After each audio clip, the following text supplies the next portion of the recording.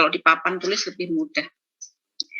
Gitu ya, jadi ini adalah titik potong dengan menggunakan nomograf. Tentu saja kemarin saya ketika mengkopikan untuk kalian itu, gambar monografnya saya perbesar sedikit saja, itu pasti berubah kan, berbeda hasilnya.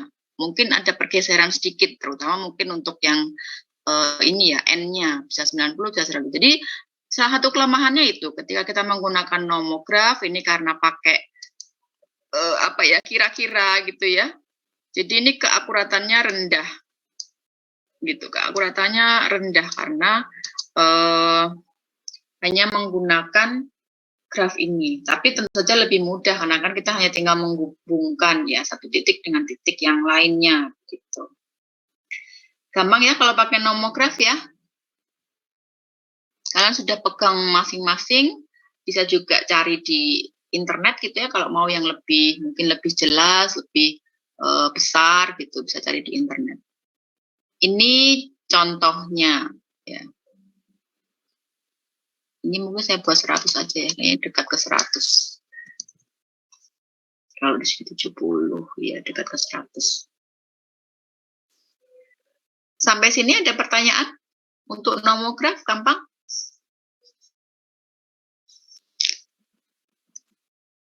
Halo? Mudah?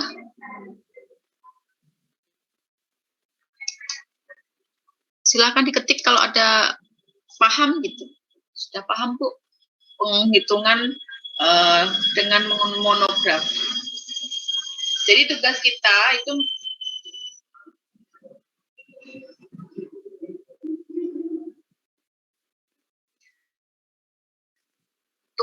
itu merancang ya, merancang kira-kira berapa sih nilai C dan nilai N-nya gitu.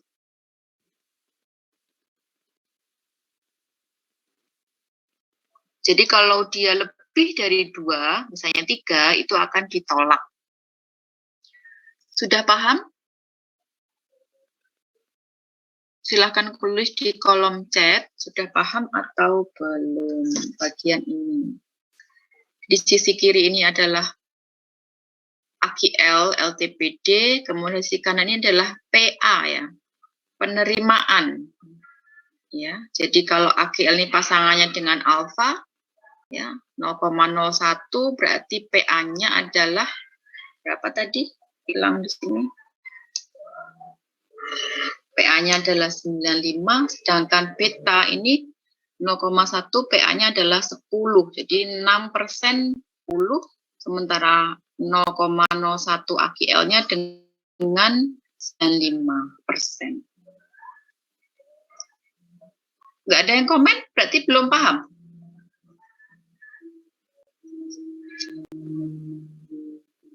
Kayaknya paham. Pak, yang lain paham nggak?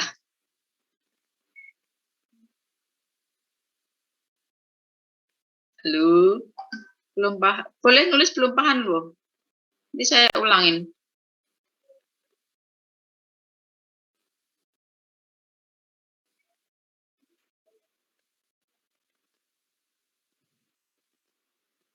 Masih memproses. Oke, saya ulangi sebentar cepat ya. Oke. Jadi tadi kita membicarakan terkait ini ya, terkait single sample plan itu hanya mengambil satu saja. Tentu saja kita perlu nih yang menentukan. Kalau kita misalnya di perusahaan kan kita nggak, ini berapa kalau misalnya ditolak, diterima berapa. Nah itu tugas kita untuk merancang kira-kira apakah lot itu diterima atau ditolak itu berapa angka-angkanya, berapa angka C-nya gitu. Kita yang menentukan berapa sampel yang harus diambil gitu, kita yang menentukan. Salah satu cara pertama itu dengan metode nomograf ya, dengan gambar nomograf. Ini metode yang sebenarnya cukup mudah, tetapi seperti di sini dituliskan, keakuratannya cukup rendah gitu, karena dia depend on, tergantung pada penarikan ini, ketepatan titiknya itu mungkin kurang akurat begitu. Bagaimana untuk mencarinya? Di sisi kiri ini ada dua ya, sisi kiri dan sisi kanan. Ini adalah sisi kiri, ini adalah titik batasan reject-nya. persentase atau probabilitas dia reject, ya. Di sini adalah AQL atau LTPD. Jadi misalnya AQL-nya 0,01%, kan, ini berarti 1% itu berarti 0,01, ya kan. Kemudian di sini adalah probabilitas penerimaannya.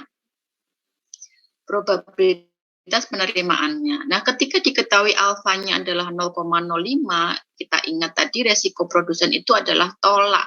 Jadi probabilitas penerimaannya adalah 1 min alfa, sehingga 95%. 1 min 0,05 atau 1 min 5% itu hasilnya adalah 95%. Sehingga untuk pasangan AQL dan alfa itu 1% dan 95%. Sehingga di sini 1%, 0,01, di sini adalah 95% di sisi kanannya. Gitu. Kemudian untuk LTPD-nya, untuk yang batas bawahnya itu adalah 6%. Ya, dengan beta resiko konsumen tadi adalah 0,1. Resiko konsumen itu tadi adalah diterima. Berarti sudah probabilitas penerimaan, berarti tetap ya, berarti ini tetap 10%. Sementara ini tetap 10%. Sementara ini 1 min 0,05. Jadi sama dengan 95%. Sehingga ketemunya untuk beta 6% pasangannya dengan 10% dengan ini. Titik potong antara AQL, LTPD, dan alfa beta ini kemudian kita tarik ke atas dan juga kita tarik garis ke sini ke bawah. Ya, angka ini nanti akan menunjukkan di sini adalah number of trials or sample size atau N. Sementara di sini adalah occurrence-nya C yang masih kita perbolehkan lot itu diterima. Itu ini occurrence C. Gitu. Jadi di sini number of samples-nya atau N-nya itu adalah 100, sementara C-nya itu adalah 2. Tarik ke sini. Set. Sampai sini masih belum paham? Silahkan dituliskan di kolom chat. Kalian sambil pegang monograf kalian sendiri juga boleh di print.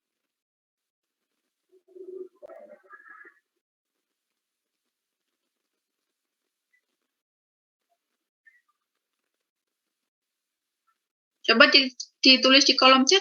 Oke, paham. Oke. Tadi yang masih memproses tadi siapa?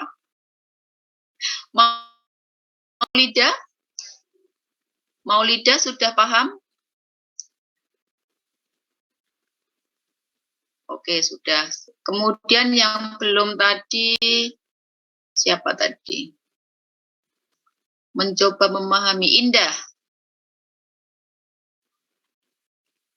Apa bukan Indah ya? Yang terakhir tadi setelah Maulida itu siapa sih? Kurang paham. Arvina Rizky. Arvina Rizky, paham belum? Oke. Ya, Nikmatul, betul. Bagian atas berarti jumlah sampel yang diambil, N kecil. Ya, di sini ada tulisannya number of trials or sample size, N kecil. Ya, di sini ada tulisannya. Ini sample size atau N kecil, bukan N besar. Oke, kita lanjut ke metode berikutnya, yaitu menggunakan military standard.